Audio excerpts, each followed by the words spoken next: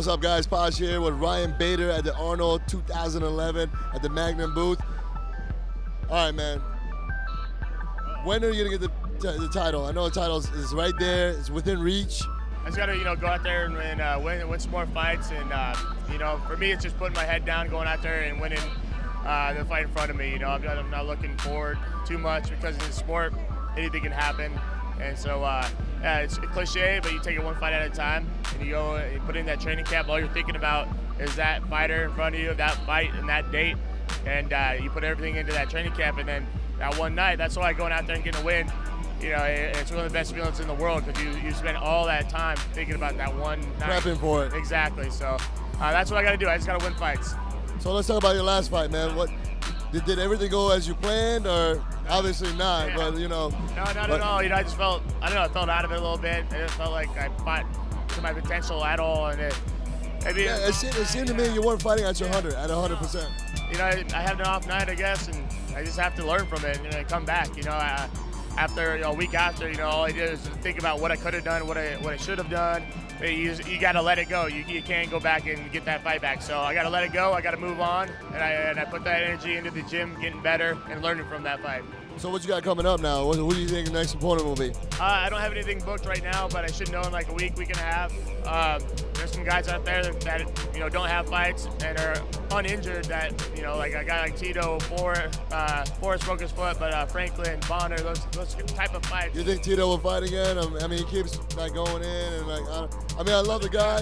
He's very entertaining. Yeah. I've been a big Tito fan like all my life. Yeah. But it's just like lately, I'm like, come on, where's the Tito of old when he just steps in there and gets nasty, man? Yeah, I don't know. He's got to be smart about it, because he's 0-4 in his last 4 fights, and if he loses another one, he could be out. So, he wants a good fight for him stylistically, and a big money fight kind of deal. But he'll be back sooner than later. You think you match up stylistically with him or no? I think I would match up really well with him. Being a wrestler and all that kind of good stuff. But yeah, we'll see what happens. But I'm looking forward to getting back in there and kind of erasing what happened in the last fight. And I just want to go out there and get a win and move on. Did you check out the fights last night with Hendo? No, I didn't. I was up here in Magnum at a little party, but heard about him a little bit. What do you think about that knockout, man? I heard it was pretty good. A big right hand, dude. You can't get away from it. I mean, in a 5-round fight, he's throwing that. Sooner or later, it's going to land, and if it does, he might be out. There you go.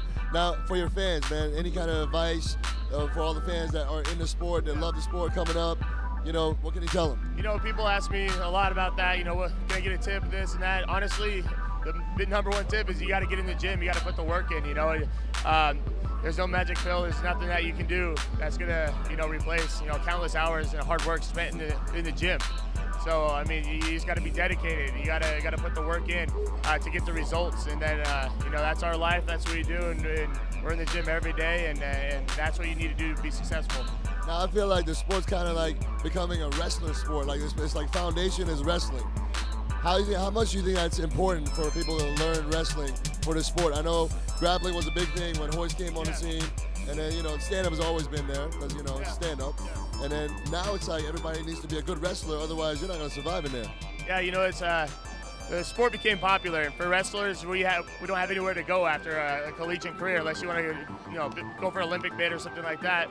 And so it's a way for us to keep being athletes, and you're going to see a lot more wrestlers come into sport, and you're going to see a lot more wrestlers that are more well-rounded too coming in. Because I came in, I've never threw a punch in my life, proper punch before training after college.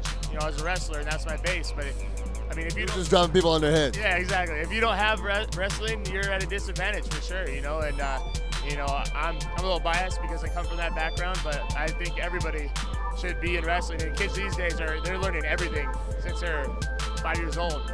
That's going to be crazy when you're going to see those type of kids coming into the UFC and into the MMA. That's going to be a scary day. It seems to be working for GSP. I mean, he was a complete stand-up fighter when he was coming up to get the belt. And once he got the belt, I think once he got knocked out, I think everything changed for him. He kind of just changed his whole game plan.